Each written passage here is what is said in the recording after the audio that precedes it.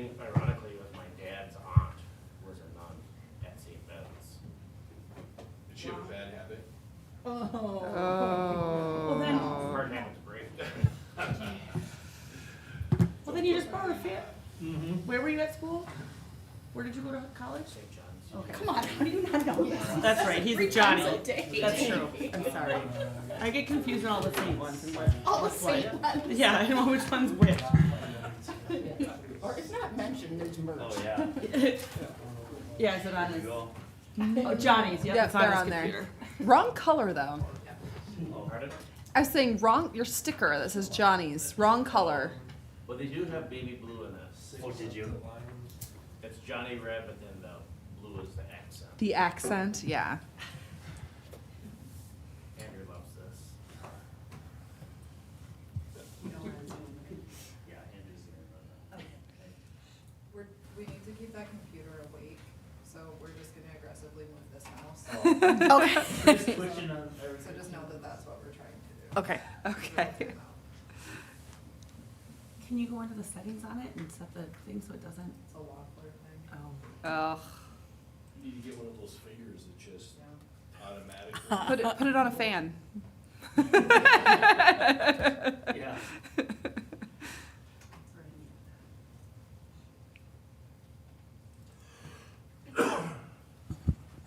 So what does the workout look like for the fire department tonight? Push-ups and after the award last week? They're gonna work with the extrication tools, I think they're gonna move some water, play with some hose. Okay, thought you were gonna give them a strenuous workout after last week's surprise. Yeah, should. You guys gonna come up and help? I got a thing. I got a thing. I'm good at supervising. You got this.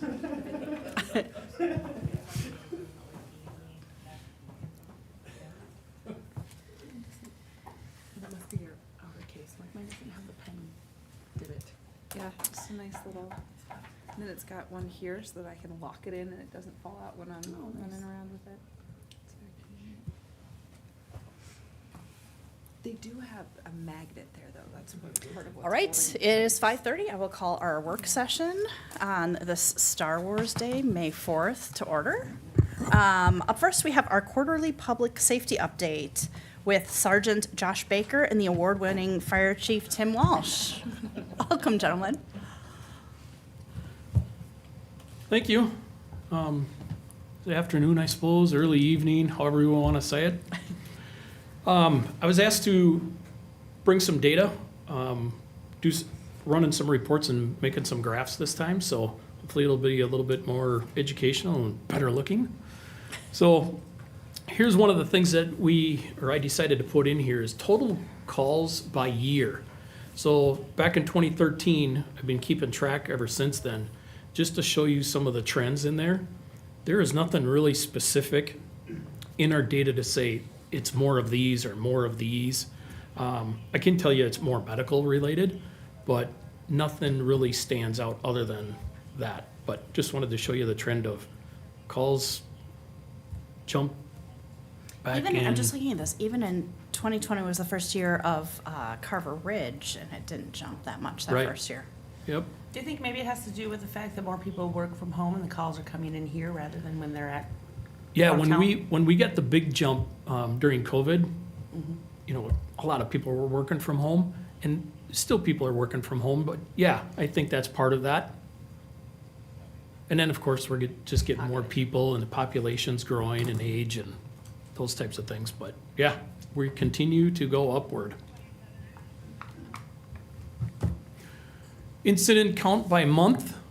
So you can see here, we're averaging about 34 calls a month now. This, back in April, we finished out with 36. Calls for service, you can see a majority of our calls from January to April, 78 of, were medical related. Then we've got some public service calls in there, hazardous situations, or like CO alarms, gas alarms, those types of things. And then we've got the medicals, and public service. Those are lift assists, Those could be service calls where we're out checking the smoke detector because they were beeping or chirping. We've had a couple of vehicle crashes, so under rescue. Non-emergencies were medical alarms where we get there and their pendants or something got accidentally pushed, that type of thing. And what was the other one What in there? are, car accidents, what is that categorized under? That's under rescue. There's no rescue on Is this. there not a rescue one in there? No. Oh, that one didn't make it in there.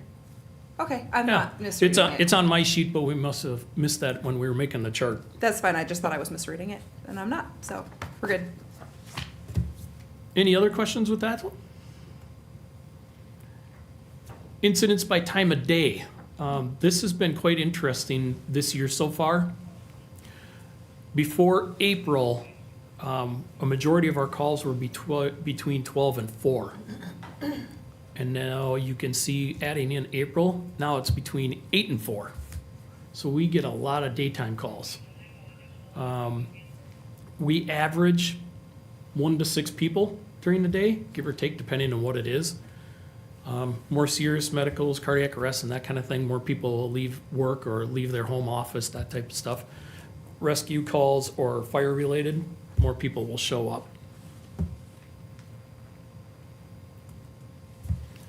Through this one in here, this is by district or zone. So you can see the city, the townships, and then our mutual aid calls since January. And I think that's the last one. It is. Any questions with my stuff other than we are currently at 140 calls, so we've got 4 more this month already. I have a question. Yes. Is our response time a tracked metric where we look at how we do year over year and getting to these incidents? It is tracked. I have not run that report yet. This is a new software this year, so I have not been able to play with that, but I will have some data for the next update. Great, thanks. I understand it's recruitment season. It is. How's that going? I understand we already have one application from the gentleman to your left. Yep. I didn't pass the physical. The video, I love the video. It was fun to make. It was great. Yeah, the video stuff is out there. Applications are open, and we're just waiting to get those in. I don't know if we've gotten anything yet. Okay. But What's your deadline? Do you I have a wish I deadline? knew off the top of my head, but I don't. Okay. What else was I gonna ask? I was just gonna say, to the social media end, you guys are doing some really great stuff, so. Good, thank you. It looks great. I'll make sure I bring that back. Please do. All right. Okay, I think we're good with the fire department. All right, Mayor and Council, thank you for having me. I don't have a fancy graphic like Chief Walsh does. I also just learned that the city hasn't received the quarterly update from the sheriff's office, so I'm not sure why that didn't come through. It usually comes through in an electronic format. I did reach out to our records staff today, did not hear back as to why that happened, but I did pull our Q1 numbers for just specific to the city of Carver. And we handled 457 calls for service from January 1 to March 31st. If we back out traffic stop numbers out of that, we had 138 traffic stops made within the city limits of Carver. So it'd be 138 minus, or 457 minus 138 for the number of people that are calling in or our patrol deputies finding stuff as they're driving around. I try to on a weekly basis and just the update of what has happened from Sunday to Sunday. I typically am kind of vague in the information I provide unless there is a large type response that drew a number of patrol vehicles, and I will usually note that on there. I figure those are the types of questions City Hall is gonna get. This quarter, when you get those numbers, there's a couple of stats that are gonna stick out. And these are the ones that I jump out to as well when I see them. We had what came through as a reported kidnapping. So I don't want you to be concerned when you see that. That was a parent, a non-custodial parent situation. It was not the kidnapping that we would normally think of, but under FBI stats, it's considered a kidnapping, but the kids were never in danger or anything of that nature. We did have one sex crime that occurred in the city. That was a juvenile on juvenile incident that happened on a school bus. That was investigated. And then we had one burglary. So those are the numbers that I always look for. The burglary was a new home under construction that somebody entered and stole some tools. So it was not an occupied home or something of that nature. We responded to 51 medicals, most of which would be with the fire department. The numbers don't necessarily match up though, because that 51 was only within the city limits. From a coverage perspective here, right now, as I sit here, there's 3 of us assigned to the city of Carver that are in the city right now until I go home. Then that number drops to 2. So there usually is at least 2 of us on at any given time in the city during the Monday through Friday time period. That's kind of the numbers as a whole. We continue to focus on quality of life issues. Those are probably the number 1 calls that we get. Speeding complaints. We have seen an uptick in animal calls as of recently, and I think that the weather's getting nicer. People are out. People are noticing dogs off leash. We did have an incident at Lions Park last week that did make social media in terms of a dog attacking another dog. That was not an off-leash situation. That was 2 dogs that were kind of interacting together, and one got a little aggressive with the other. So it was not a dog off-leash type situation. So any questions for me on any of those stats? Any questions? Not on the stats, I No. have something else. Go ahead. And I noticed that Wednesday mornings, because I drive up 11, and then to hit 212 to go out to my office, I've seen this numerous times where haul trucks, and I'm not saying it's any specific company, we know haul trucks are coming through from all over the place, but they have been beyond running a yellow on red lights, and there was one I saw where it was so entirely red that I just was happy that the cross car, for some reason, did not pull out, because that dump truck would have taken them out. And I witnessed this just about every morning for the last, I don't know, month and a half, where they're just blowing through. And yellow's one thing, but I mean, these are red, and those dump trucks can do some damage. So is there any way we can have a little bit more patrol time, maybe, that 7:30 to 8:30 in the morning, especially with school coming in and out, and it's a busy thoroughfare on 11, just because people are coming from Jordan, and there's a lot of construction happening all over. Absolutely, and I'm guessing the intersections would be Monroe and Ironwood, where you were seeing that. We had a single complaint earlier this year of that exact same concern that a neighbor that lives along Jonathan Carver brought to our attention. I directed our patrol deputies to do extra patrolling up there, which I did as well. We had our unmarked black Chevy Silverado in town.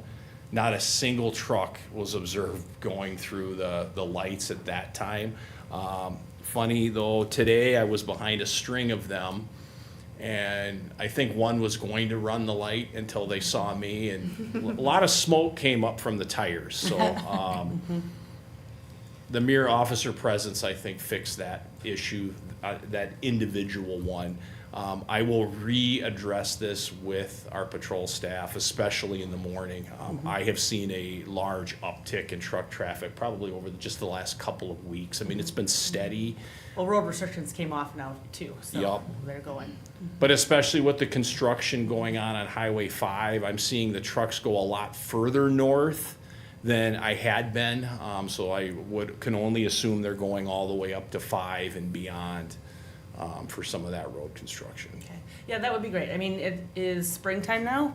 Kids are out, families are out, people are out in general, but I would just hate to see a car crash from one of those dump trucks. And it's been numerous times, so I appreciate you Absolutely. relaying that. Thank you. Eric, anything from you? All right. Nothing additional from me. Okay, thank you. I'm going to ask the same question Eric asked about response times. Do you have any data about that? I don't, but I can pull that. Okay. Our response times are, I take them with a slight grain of salt because there can be a human error factor in those.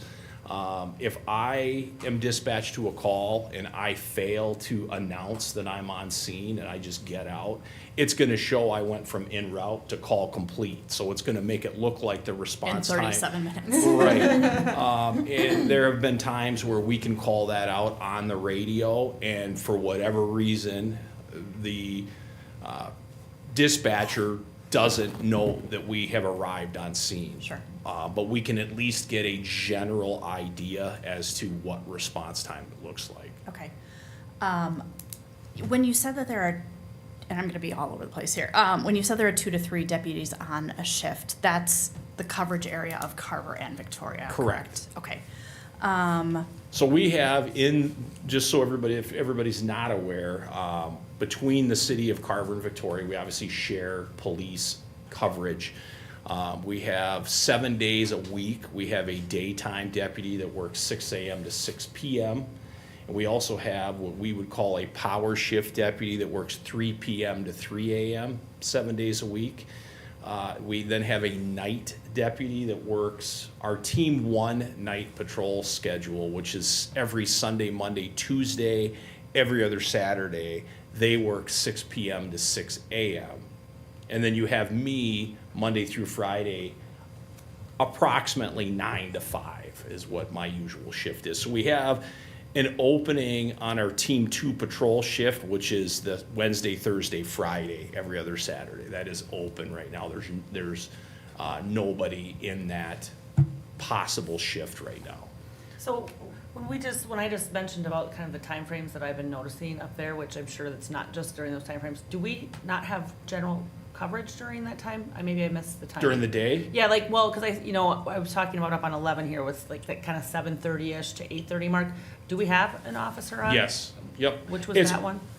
We have 2 day deputies that work opposite days, 6 a.m. to 6 p.m. Okay, perfect, thanks. So there's always someone on during the day. Okay. And then from 3 to 5, Monday through Friday, there's 3 of us on just Okay. in Carver and Victoria. Okay. And that does not include what we would call our general patrol deputies that cover a large, more of the township area, but they can still respond to calls in Carver when we're tied up or we need backup or one of us is off. And I think it's a team of 5 deputies, including yourself, right, with one opening right now? Yes. Okay. Is that opening's been open for a bit? Correct, and that opening was converted from that spot to my spot when Carver and Victoria moved to a sergeant as the liaison. Okay, so it So my will- spot is new to the city, to the 2 cities. Okay, but it will only be a team of 4 then, or there's still an opening? We've got 4 patrol deputies Yep. currently. Actually, I take that back, we have 5. Okay, Plus myself. So we have a Team 1 night, 2 team day shift, and we have 2 power. So we've got one that works Sunday, Monday, Tuesday nights, every other Saturday, 6 p to 6 a. 7 days a week, there's someone on 6 in the morning to 6 at night. And then the 2 power deputies that come on and work 3 p.m. to 3 a.m. opposite days, and then myself, so 6 including me, that are assigned just to the cities of Carver and Victoria. but still one opening? Correct. Among those, okay, okay. Switching topics. The topic of e-bikes had come up during one of our county leaders meetings, which is with the school district and all of the cities in eastern Carver County. Is there any way, and I've had a couple of residents reach out to me saying, what can we do, what can't we do? Would the sheriff's department ever put out a social media post on the guidelines and what's an e-bike, what's an e-moto, who can Yep. ride it, who has to wear a helmet, who can't ride it? I know you're not the communications department, but the request was asked there too, and it would be great if the city could have something that we could share, given that you're our law enforcement. I've seen some other communities do it, and I think it's fairly uniform state law that we're following, but Correct. It would be awesome. They are a little bit of a, it's almost a catch-22. We aggressively go out and enforce them, and then people, well, why are you the fun police? we don't enforce them and an e-bike goes flying down a trail and hits somebody that's walking, well, why aren't you out in, they're tough. As someone who loves her e-bike, I am in favor of you enforcing it. So I will work with our social media team on Okay. getting something out because Okay. it is the appropriate time of the year for us to be posting something like that. Yeah, that'd be great. And a good segue into my next question. Speaking of appropriate time of the year, it seems like this is the time of the year when the weather gets warmer that we always hear of folks who have folks come to our community and break into their cars, but these cars are unlocked and may have items of value in there. Can you give us your stump speech on why that's a bad idea and how folks You should handle know, that? I do not want to sound like I'm Do it. at all Nope, victim do it. blaming, but if you take away the opportunity, you take away the crime. We have gotten the message out there and preached from the highest hill we can find till we're blue in the face. Lock your cars. If you have valuables, secure them hidden prior to you arriving where you're going. Because to take a minute and put it under your seat or in your trunk after you get where you're going is almost defeats the purpose.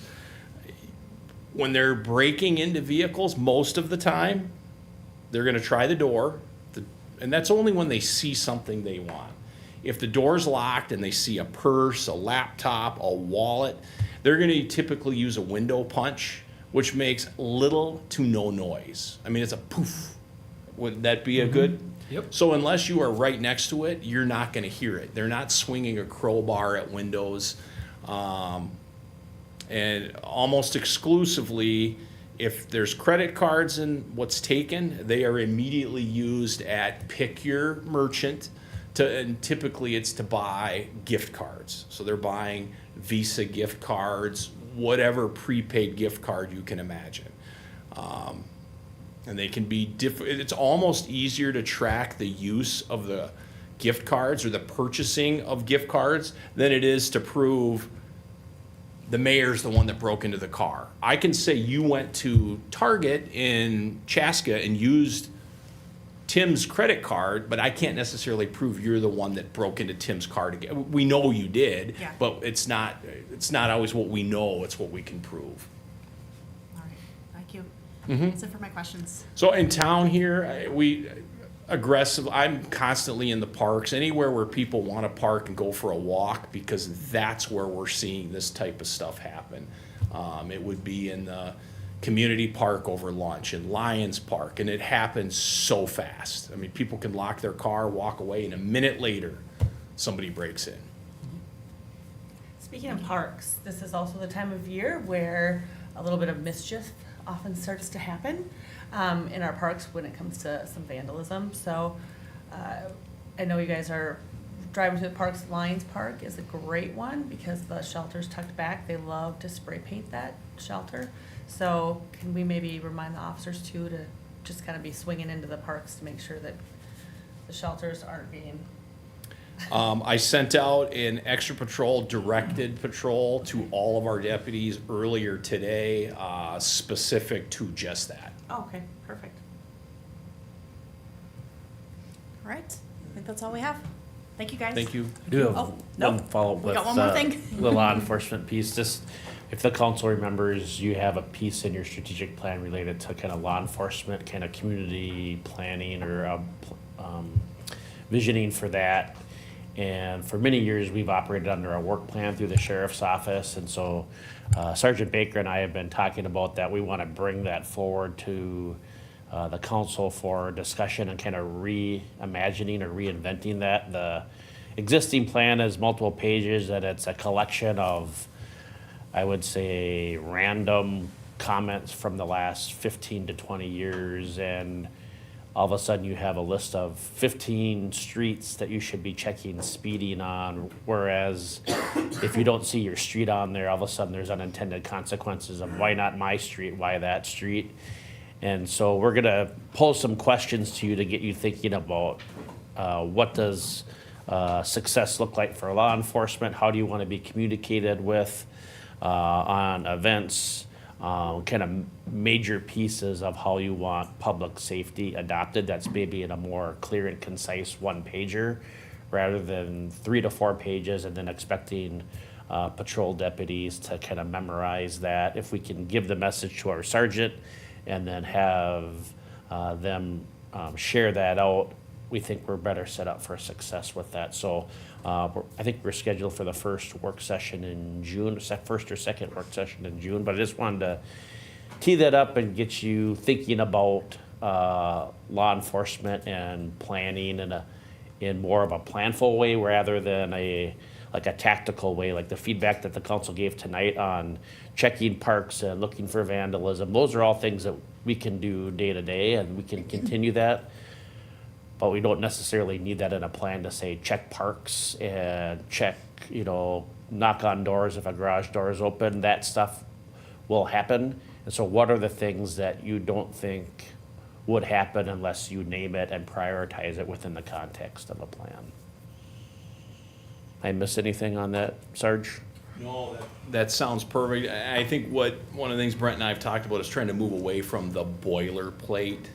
As he pointed out, last 15 years, if you looked at one from 2015 versus 2026, probably doesn't look a lot different. We would like to move away from that and make it a little more meaningful for all the reasons Brent mentioned.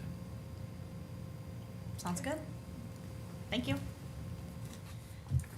Up next, we have the 10-year staffing plan update. Mr. Mareck. Yeah, thank you, Mayor and Council. So a follow-up from your last work session, the council asked for some additional information on the full-time fire chief's position related to Chaska and Chanhassen, and some information related to information technology specialist at the city of Victoria. So I took on the fire chief's stuff, and then Brenda Good connected with Victoria. In the memo, you can see the follow-up. Neither Chaska or Chanhassen connected their desire to add a full-time position to population, and I thought Chaska's justification for it was probably the most spot on, they compared it to like a city administrator position. No matter the population of your community, whether it's 3,000 or 5,000 or 10,000, there typically is one. And really it's akin to the administration of that position, human resources, communication, as Chief Walsh could attest to, the reporting that goes into it. Ironically, the call volume is probably the least significant related to the position, even though it does help to have that daytime coverage. But they function relatively the same. Chanhassen did a complete study that went kind of A to Z through their department, not just the fire chief's position, but they looked at compensation and a number of factors related to response times, duty crews, et cetera. So that was a little bit more comprehensive than the Chaska justification model, if you will. So happy to answer any questions. Chief Walsh is here too, that he can provide a probably more specific context should you have questions related to the position.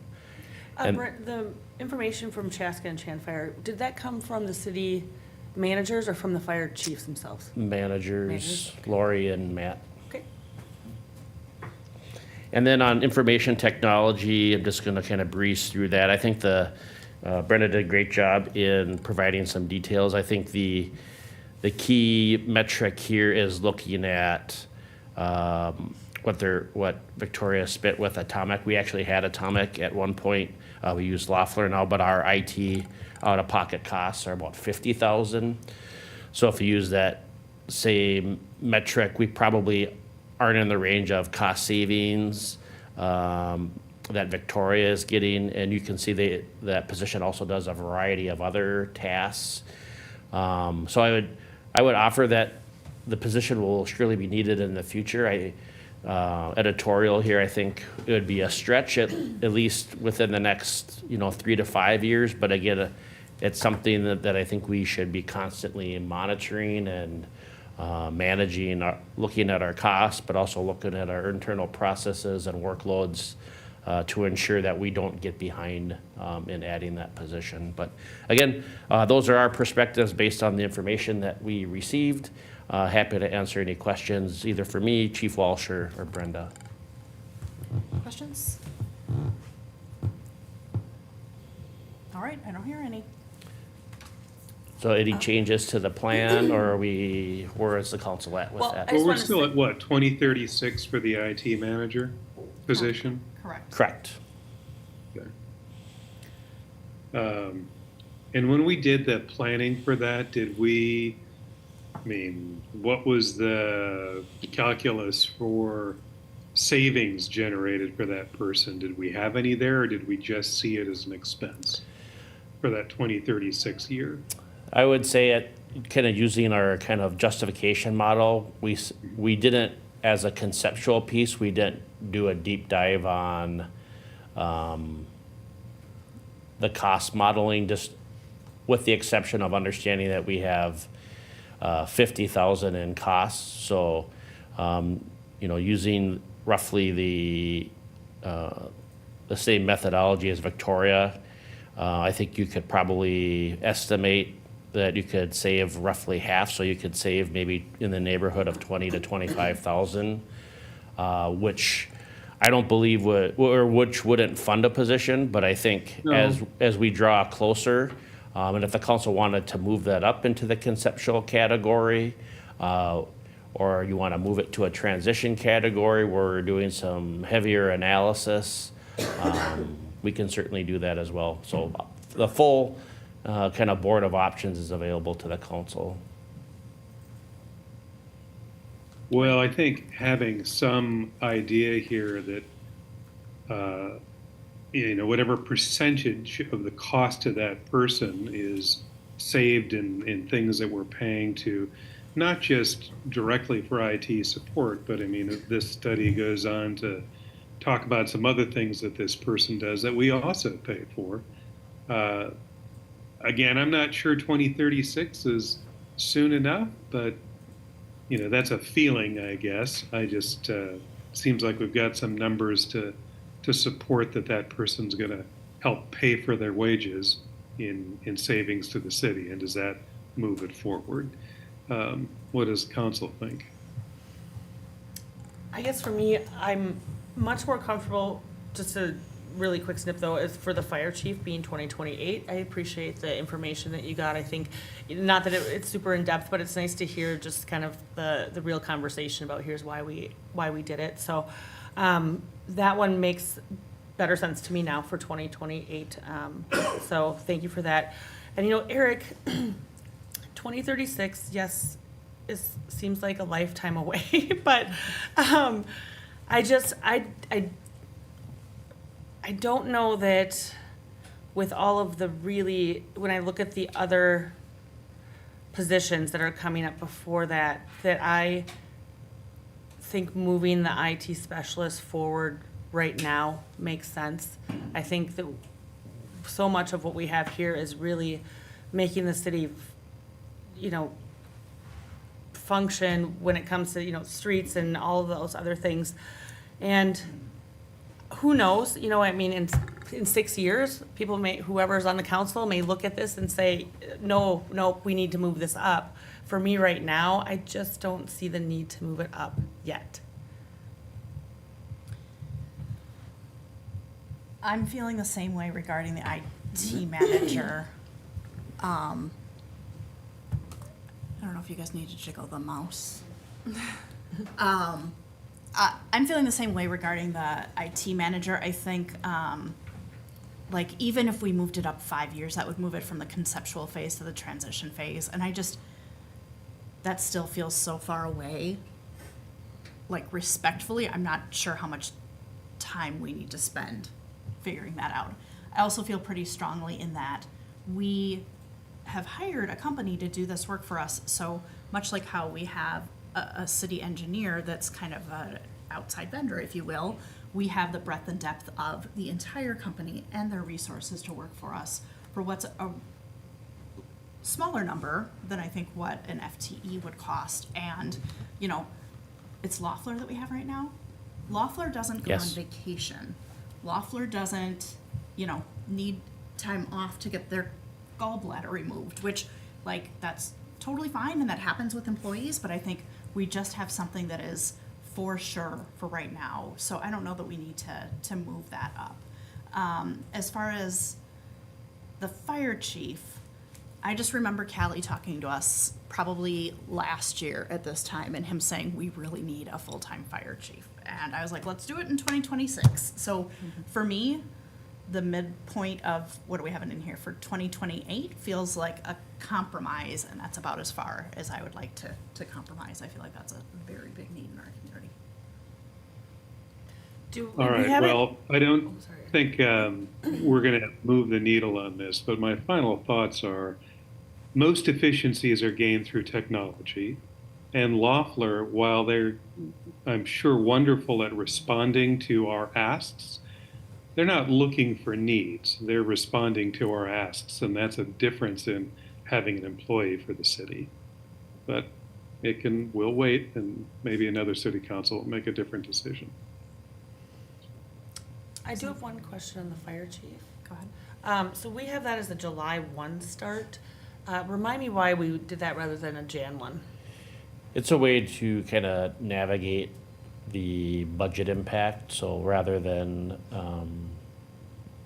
budgeting for the entire salary in 28, you only have to do half of it, and then the other, you have to budget the full half in 29.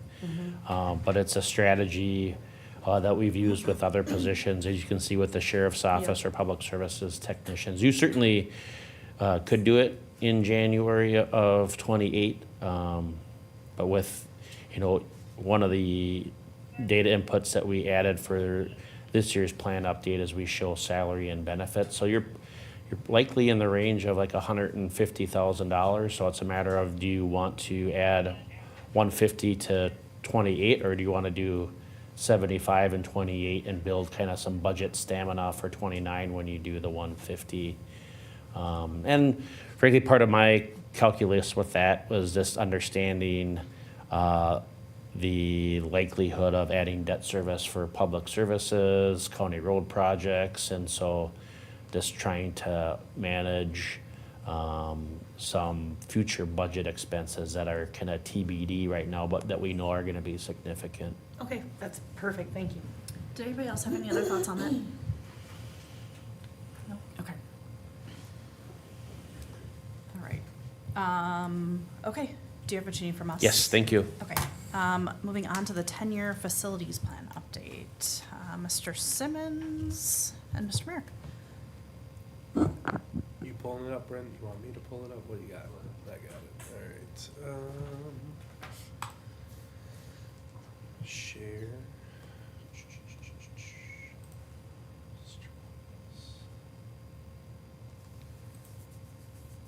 All right. Thank you, Mayor and Council. Can you see it? Yep. We're good. Yep. It's really gonna annoy me that's behind me. We're working on that. Yeah. So, looking at the 10-year facilities plan, if we remember last year, when we did a lot of these updates, seemed like there were a lot of big changes, and hopefully this year we don't have too many big changes, maybe just a reordering of projects. But looking at the facilities plan, we kind of have about 4 projects on there. There wasn't much change from last year, so next year we'll be tackling building repairs and painting my church by the river. The biggest change in this plan from last year is moving the public services facility from 28 to 27, as we kind of talked about, was that last month already? Some of the financial impacts of maybe getting out ahead of that before costs go up even higher. 2029, looking at, city hall maintenance, if there's carpet or other things around this building, as that's 10 years old. And then fast forwarding to the Carver station, and just pocketing away some cash for the roof project there, since that will be 20 years old then. So just trying to get ahead of that. If that is functioning the way it's functioning in 2026 or 2025, we don't know, but that's kind of the outlay of the facilities plan. If there's any questions or comments or concerns, we can go over those. And I can just jump in, but we added some more financial pieces here. And again, what you're doing tonight and looking at these plans is you're not approving anything. What you're agreeing to is including these in your overall financial analysis and then getting that back. And so just providing some data related to the past space assessment identified a deficiency of about 37,000 square feet in public services. The council authorized a design to meet a 20-year need, which the study had identified about 82,000 square feet for a 20-year need.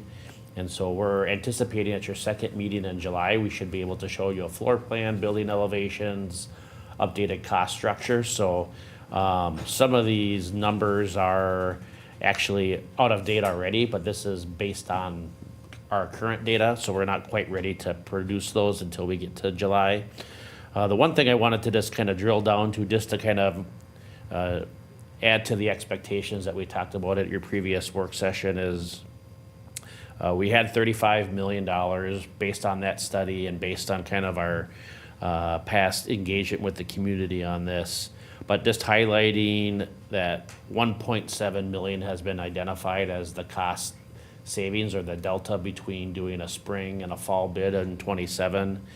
And then just based on that number, and again, that's a sliding scale based on market, there'd be about a $44 monthly tax impact or $528 annually on a $500,000 home with that budget. And again, but that's a budget in a vacuum, because you're not just, when you budget in for 28, you won't just be budgeting for the public services building and that debt, or whatever that looks like. That debt will be included in the entire spectrum of budget decisions you make for that year. So whether it's street maintenance, the general fund budget, and so you'll be able to tweak that based on the realities that you're dealing with in that sense. But that's based on a 20-year need. Debt service would be corresponding to that over 20 years. And again, those are things that you can play around with as this process unfolds. When we get a new number in July, we'll be able to redo those calculations. But this gives you a good snapshot, what we've been talking about, of how conditions exist today. And then just floating back into the Church by the River discussion, the council did set aside, I think it was $30,000 last year for the Church by the River cost. So there would be a $45,000 allocation in 27 to complete that project. And I believe, Andrew, that's siding, doors, kind of miscellaneous repairs, correct? Yeah. So. All right, any questions, comments? I need a reminder, and I could probably drive by there too, but did we do the new roof? On Church by the Yeah. River? I think we did that a couple of years ago, did we not? I believe so. We'd have to check with Paul. I don't, That'd be before my time. yeah, It wasn't Okay. the last roof year. isn't I think it was included. like 2 years ago. The roof isn't included with this scope of work. Is not included. Correct. Okay.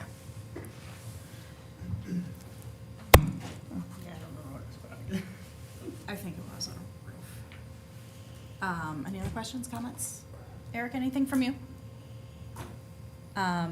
So thank you for putting those numbers in there, Brent. I appreciate it. That makes the City Hall project, understanding that it's a sliding scale, and this is the first time we're taking a look at it. That makes it a little bit more clear as to what the potential tax impact could be.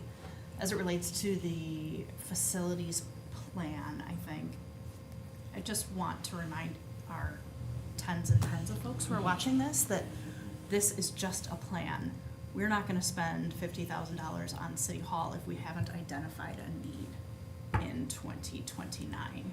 I think as we move that up, if there is a need, let's be more specific in that the next time we see that. So if it is, the carpet looks looks great, but if we need a paint job or whatever that might be, like, let's be a little bit more clear in that when it moves to the budget phase.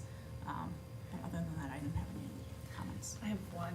Go ahead. So when we're looking forward at Carver Station roof, I mean, 35,000 in 2023 is a long ways away. But this is a little bit more, okay, so the questions I have is we have a huge parking lot up there, and we have a small building that's used right now for the library drop-off. Have we thought reimagining that, or imagining that in general, what that could be up there? Because well, it's nice to own a city parking lot. It's not really adjacent to any of our city buildings or functions. So is it something where we can sell half of it off to a developer and they can put a row of townhomes up there? Or it's nice, like I said, the size of the town right now, it gives us a place that we can do things like the vehicle fair and things like that. And yes, we do have the buses coming in for special events, but most of the time, besides people who are parking for those things, or the farmer's market, which there's other places in town that could, certainly fit these things as well. We're kind of just sitting on some space up there. And eventually that parking lot's gonna need to be, resurfaced or whatever it looks like. And we have a building that's used for not much. And what could be done? Obviously, it's not something I'm looking for that anyone has an idea of. I don't have an idea of it, but I think maybe it's something we need to start thinking about. And maybe we just want it the way it is. That's fine too. But for me, it just seems like we have a lot of unused space up there that just sits, except for a handful of special event times during the year. That's on the city attorney's to-do list. That I think we talked about that last fall. We acquired that with federal funds, and so Dave is kind of trying to untie some of those knots Sure. and understand if we acquired it with those funds, what are the requirements or covenants related to a sale, and how do those funds need to be kept? Do they have to be returned? And so that's in process, but all very good thoughts. Okay, thanks. All right. Thank you. Moving on to the 10-year parks plan update. Mr. Simmons and Ms. Smith. Okay, moving to parks, again, very similar. Let's fast forward to the budget. That's the interesting thing, I think, here. So, right now, the park improvement fund balance is, I would say, in its growing stage. We don't have a lot of capital to work with. So it's kind of building up that bankroll before we can do a project. So I think the big question on the parks plan is, what do you want to tackle first? And it's probably a few years out yet before anything substantially can get done. So we have, right now we have community park playground in 29, and that's about $500,000 investment there, which will shrink our cash balance back down to about 15,000. And then we have a time where we can build that bankroll again and then go after shelter. And then, as we get into the mid 2030s, we should be able to do a few more projects after that. But that's kind of where the park plan is right now. Be very happy to talk about anything that you guys have some feelings on if you had a chance to go through it. I just want to be super clear, this has nothing to do with park dedication. This is No, just so purely the- maintenance. This it's is O&M. just all separate. This is the park improvement fund, so we're gonna kind of separate those two things right now because they're completely different pots of money. So this is, we're looking at existing parks, how we're replacing them, how we're taking care of them. We have a lot of old playground equipment at Community Park and Lions Park, and shelters that are getting to the same age. So how we're gonna attack to replace all these things as they're needed. Andrew, are you familiar with the group Kaboom? So it's a nonprofit, and what they do, their mission is to have a play space within walking distance of every child in the United States. And they, in a previous role that I was in, they're in the business of building playgrounds. And what they do is they get third-party kind of corporate funders in. So the community has to do some fundraising, but it's essentially a gifted playground that they have volunteers help build, and it's built throughout a day. They do all of the site prep work, but then they have volunteers putting together the playground components. And that feels like something, I don't know if the city of Carver would qualify, but it certainly feels like something that we should look into, especially seeing the price tags on a playground and then seeing that we need not one, but one, two, at least three of them repaired, replaced in the next 10 years. So I wonder if we look a little bit more into that to see if that's something that the city of Carver would qualify for, if we can, because I think it's a years-long process of getting a funder identified and getting folks to participate. There is, and I think in the playgrounds that we did, there's a sign that is maybe 24 by 36 that has Kaboom and the logo on there, and then the instructions for a playground, or the rules for a playground. And then on the bottom, it has a smaller logo for the funder. So there may be a larger conversation that I don't want to get into tonight about like naming rights, but there is just that little logo that's on a sign like that, so. Yeah, I also we can't, for the Lions Park, if I remember correctly, the Lions, we put the playground in there back in the day. I don't know if they may have purchased it, so not that we can necessarily say that we can't earmark that right here in this plan, but I think that when it comes to the Lions Park playground and the fields, that it might be, at the time, definitely worth talking to the Lions Club about putting some dollars towards that. So, and we have, because the gambling is going so well for the Lions, that we actually have some extra money, right, Tim? So anyways, I'm not sure how. Yeah, additional funding partners is what we're. So keep that in mind after. too for Lions Park. Grant opportunities. I know a couple other communities, as I've been researching playground equipment, because it is expensive. I have seen some that have gotten grants to, put in some pieces of equipment, so there are opportunities, but Yeah, and I usually know you Erin, can't you've count been on them. really successful in getting grants, so any way that we could do that. Wait, can I ask a question for the Lions one, or just, I guess, for all the playground ones? The 300,000, what is included? Obviously, it's the play equipment, but are you talking about edging and the So I think fall that's range and all that stuff? Definitely, I think we need to discuss, that more. Community Park Playground has a big container right now. So maybe that doesn't need to completely change. Maybe one side of it needs to be changed. I think there's a great opportunity for Community Park to turn into something, kind of refreshed from not being touched for a while.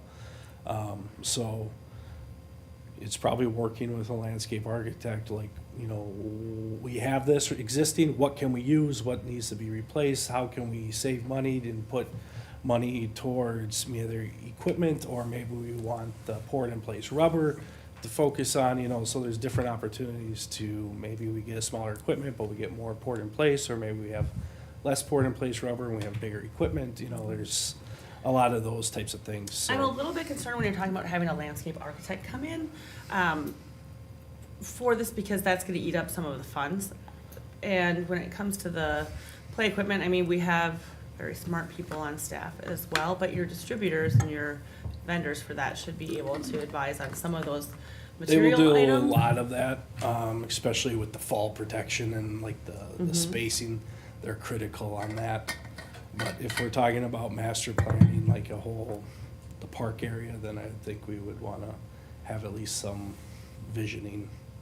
We use folks on Erin's team too, so they work for Okay. Bolton and Mike. Okay, thanks, Erin. Okay, thank you. I have a question. Go ahead. And first also feedback, thank you for kind of separating out what's park improvement versus the park dedication. I think often it's a challenge to communicate with residents, like, why are you spending the money on this and that? So helping us communicate that is great. This slide that you're on, the page 2, if you scroll up, I'm curious as to how Carver Creek Phase 2 is improvement. I wasn't understanding that would be park dedication. Is Phase 2, Creekside, sorry, I think I said that wrong, Creekside. It will be, we removed it, and the TBD items we didn't, we just omitted, so that can be corrected. Thank you. Anything from you, Eric? No? Okay. I have one more. So the Yep. Riverside boat launch is on here. That is owned by the DNR, correct? No, we own it. We Did own that the change? parking lot, but not We the, own the whole thing. How does? Is that new We've been information? told the DNR's known Yeah. that for as long as I've been in this town. I've never been told the DNR owns any part of it. So if that's information you have, it'd be new to me. Okay, I think we should maybe just check on that so that we know for sure, because I was always told that the boat launch itself was DNR because it's on the waterway. And the parking Because we don't lot- get any funds from them, they don't maintain it, Okay. so we can verify that. Can we just clarify that? Mhm. Okay. Yeah, I'd There seems to be appreciate some that too. misconceptions from Yeah. long, long ago. But yeah, so because the parking lot is ours and the solar lights and all of that, but I was under the impression that the actual launch itself, because it was DNR, so I'm glad someone else has Yeah, that. that like opens up more questions that I have, but, because I'm not going into where the construction area is, like I'm staying on, this good side of the trail. Has it been rerouted? I was in the park yesterday. We rode our bikes down there, it's a little overgrown. Yeah, it's a jungle. For a while, just to allow for the construction and like we rented out the Riverside Park for construction staging, is that right? Yeah, it should be, I think we're anticipating around June, Okay. it'll be open, just the boat launch, because our levee. And that's not my concern when the boat Oh. launch opens, is because it used to just like dump straight out into the middle of the river, but then when they were doing the work, didn't they kind of move it? No, that's all been taken out, Has it all been put back the way it was found? yes. I mean, not put back, it's reconstructed with the bridge there, but the boat launches will function exactly how it had been. And the boat launch wasn't touched as a part of the construction. Okay, They built like a causeway down to the Yeah. river, and that's all been removed and rip-wrapped, and it will kind of align with our certified levy project once that commences. okay. All right, any other questions? Okay. Do you have what you need from us on parks? Yeah, so we'll make that correction, get phase 2 out of there, but I'm not hearing any changes to the plan that's been presented, correct? Nor am I, no. Okay. Talk about it next year. Sounds good. 10-year streets plan update, Mr. Simmons and Mr. Schmidt.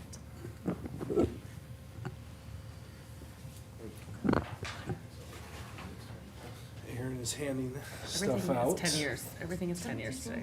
Yes. All right. Yeah, I'm good. I'm gonna just look at the pictures. So, thank you for the time to discuss our 10-year streets plan. I think what will be helpful is maybe we zip ahead and talk about maybe the mill and overlay projects in the next couple years, and then we can circle back to the kind of the cover page overview, which has some larger discussion topics that we were hoping to discuss tonight. So, Sure, just let us know what page you're on when you say zip ahead. so looking at the PMP, the pavement management plan, if you remember last year, we went out last year and rated all the streets. which gave us some good eyes on the roads as to what was what. We have a new top 5 lowest ranking roads. If you're into that type of thing, we have Broadway. That North Broadway section is kind of leapfrogs to the number 1 spot. Main Street West, the east half of White Pine Way, kind of confusing because it was kind of in separate chunks there. Old Carver Road, and then Spring Creek Drive. So in the last couple of years, we've taken off the other top five. So we've really started to whittle down this list and make some great progress. So we went out, rated all the streets, 1 to 10, 10 to 1, where the 1 is the worst. Let's zip to the maps quick here, sorry. Can I interrupt you? Because I think this is a Yes. great opportunity to talk about mill and overlay versus reclaim. So we look Yes. at your top 5, like worst, and I don't see any of those in the 2026 project. Nope. I'm not sure if any are in the 2027 project. And can you talk just real quickly, again, for folks who might be watching, about how they're probably too far gone? And there are others, and there's probably an economic component of it too.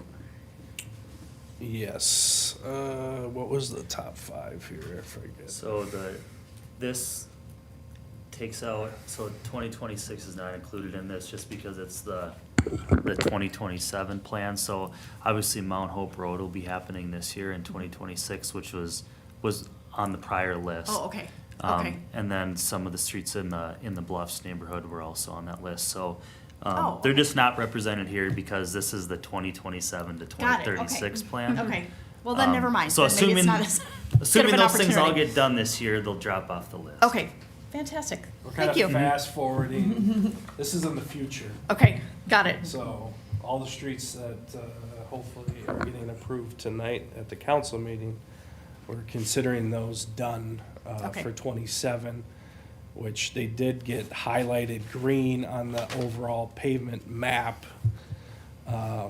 So you can see, hopefully in 27, we're gonna finish off the Bluffs and turn those orange and yellow streets green. We have Mount Hope going from, what it was, yellow to green. But the town is slowly turning green, and then it's gonna slowly turn light green and then yellow. But that is the point of our pavement management program, where we understand where, we want more streets that are 7, 8s, 9s than we have, 3s and 4s. So we have pavement age, where, Broadway, north of 6th Street is our oldest section in town. And that's reflected on, when you're driving that section of road. Some old streets in the Bluffs that have not been retouched since they got put in, but, we're getting after those.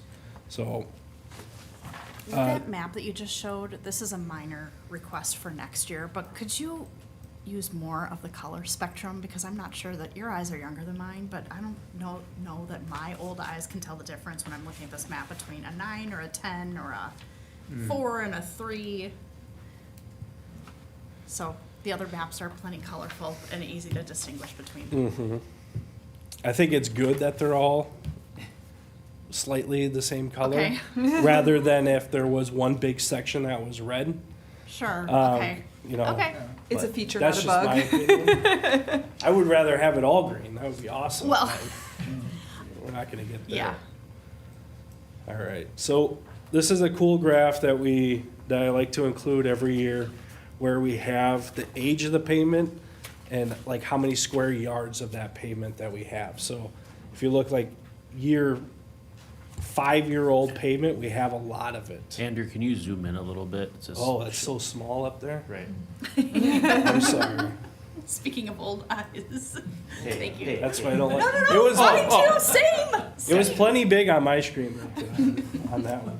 I only So- got half my age. This is a really cool graph because it shows us, where we have these large sections of pavement and how old they are. And sometimes they correlate with street projects that we got done that year, but more often than not, they correlate with development. So, 5, 6 years ago, you had a lot of development, we had a lot of new pavement going down, so you have these big spikes in pavement. So as that continues out to that 20-year mark where we're starting to look at mill and overlays and reclaims, that big chunk is gonna have to get probably broken down into multiple years. Because the dashed line is kind of the amount of payment that we're able to tackle each year. So, Broadway is a big chunk of pavement, the way it sits right now. So how did you know that number 33 was Broadway? It's on the page. It's on The the. page before? The age map, Oh, okay.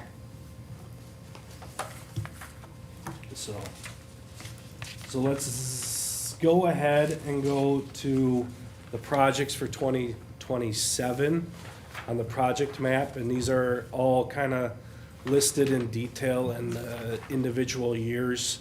But as a whole, 27 will be finishing up the Bluffs and Overlook and, what is that Lyle. one?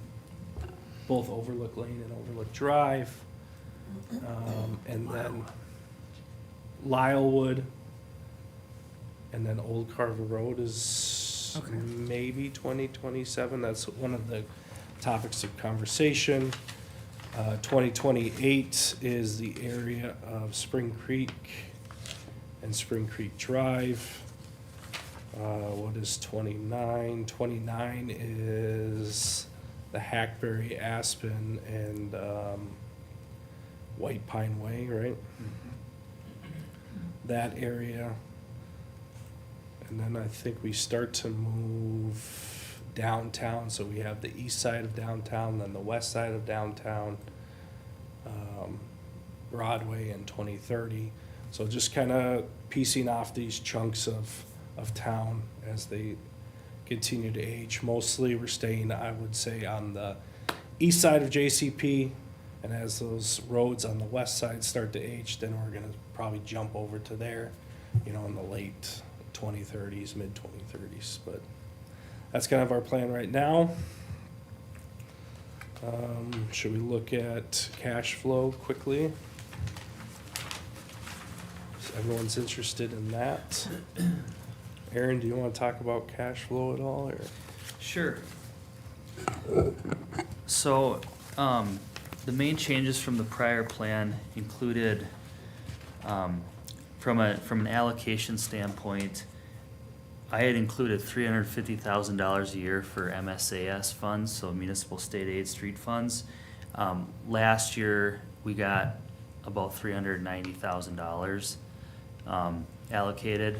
So where I had previously assumed a flat amount from a couple of years ago, we kind of trued that up based on what we actually think is going to be hopefully reality, based on where we are today, and then just doing a 3% multiplier, I believe we used year over year.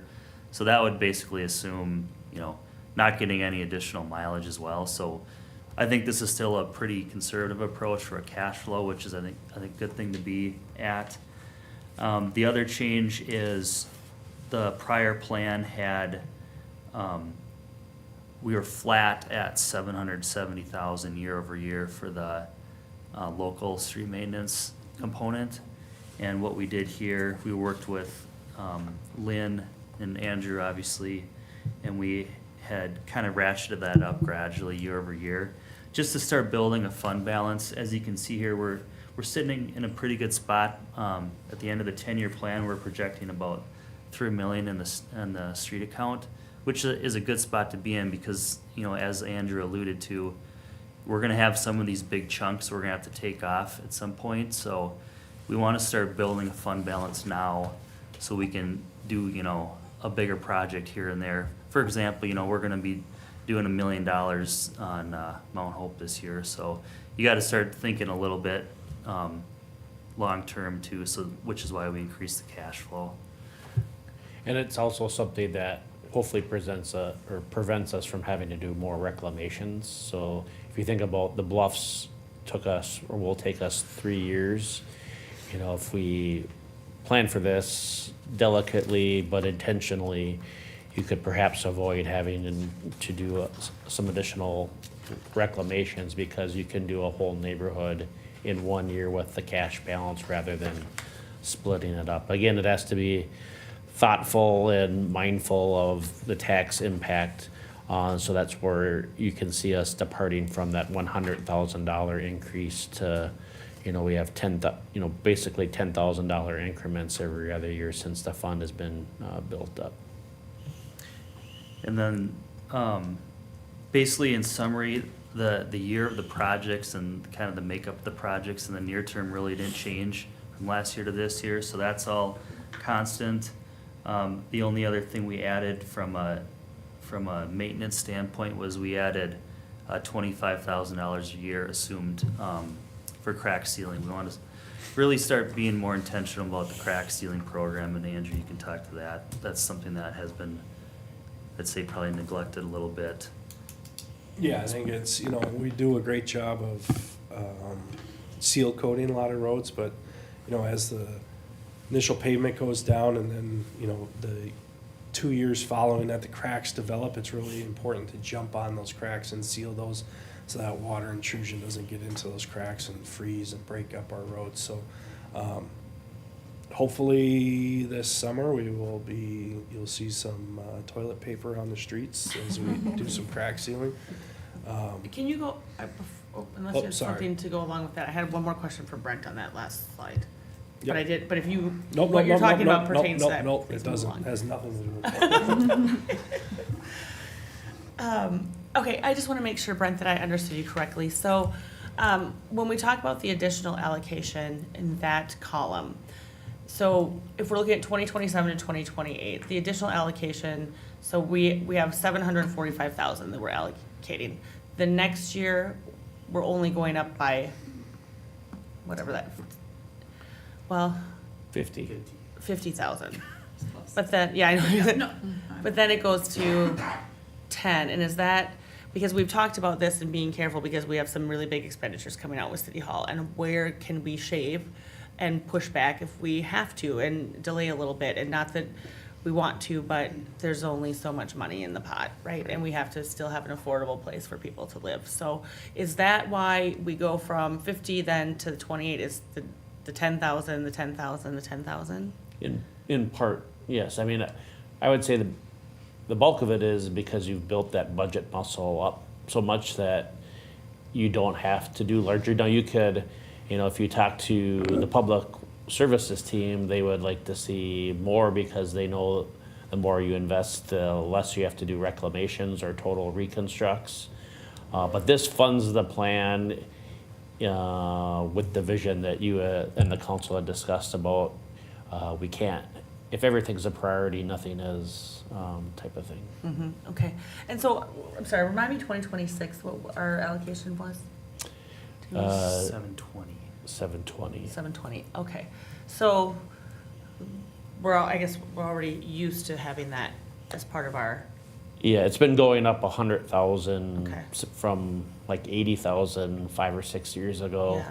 Yeah. But it's been going up in $100,000 increments. So this year, based on the plan, it would go up by about half that amount. okay. And then we'll kind of just see that half and then a little bit lower. So I really appreciate that, and this is really nice to see. Again, we're kind of used to this chunk coming out, and to see that it's not gonna be huge on top of it, it's good. Thank you.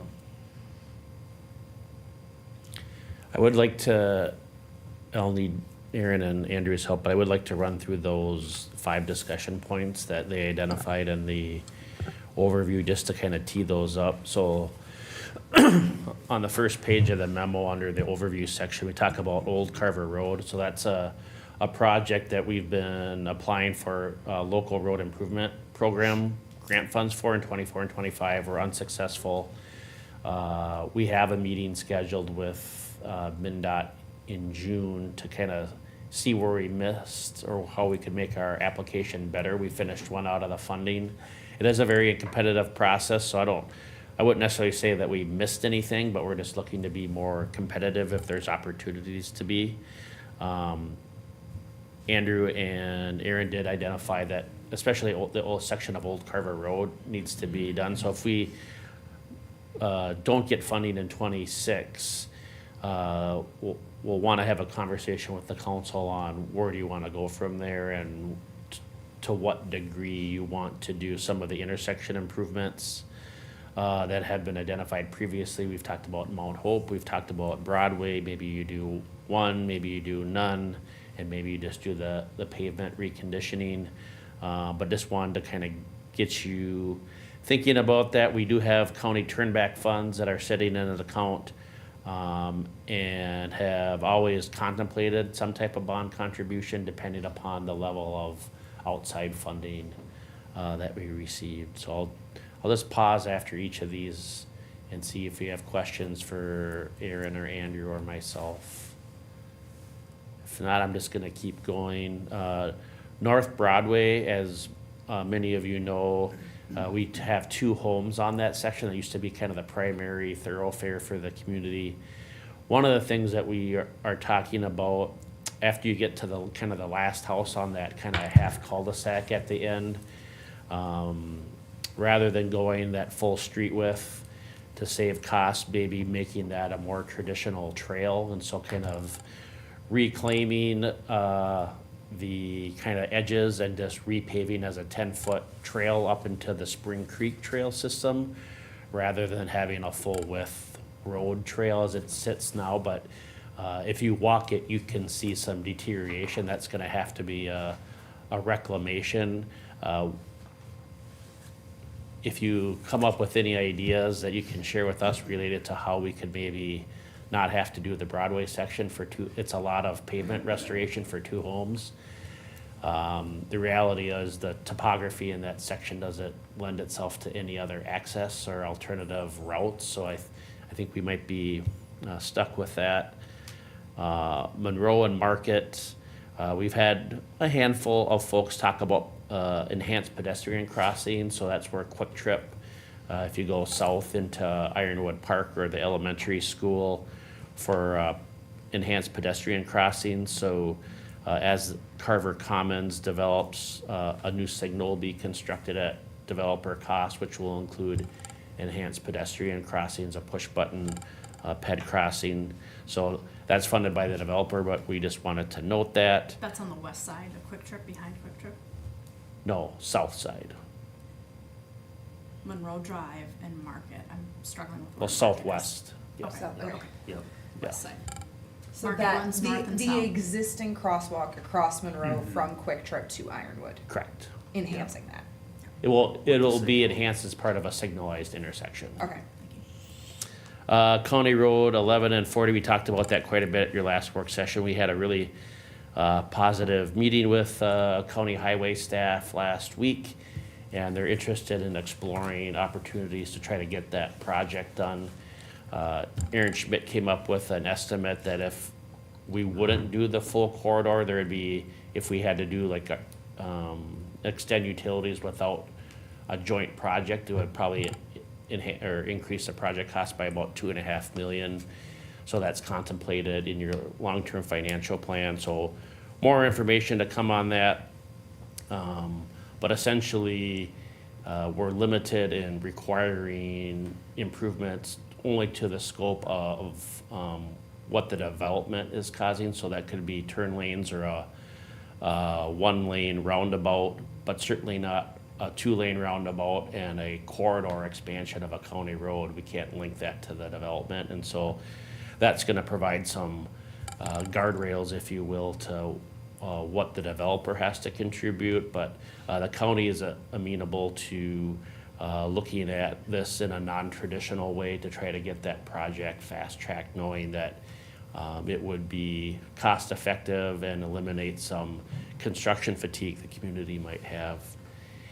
And then finally, this is an item on the consent agenda for tonight, but adjusted the mill and overlay to a reclamation on Spring Creek Drive, recognizing that that whole road is gonna be reconstructed, and by the time, frankly, that we get to it in '28, it'll likely be a reclamation, so contributing, I would say, quote unquote, our share towards that project at no interest, having it be done this year rather than waiting till 2028. So we just wanted to highlight as a team those 5 areas that give the council an opportunity to discuss and debate and provide additional direction.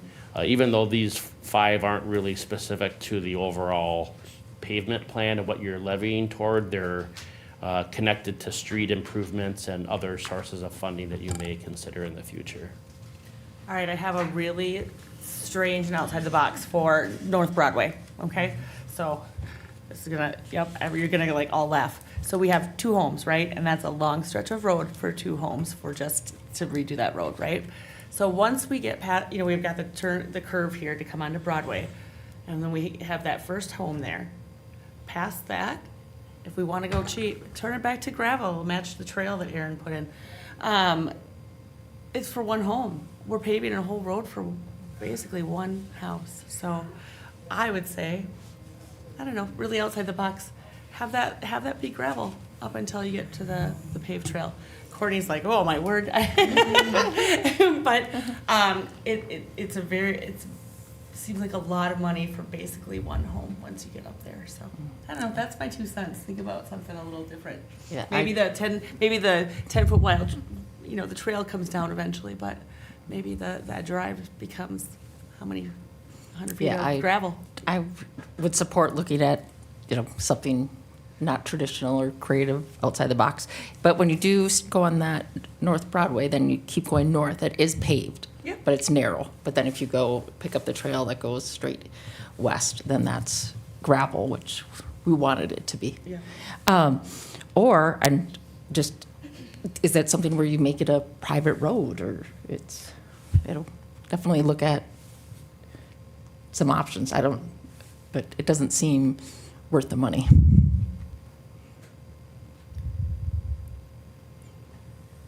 I don't know that we're there yet.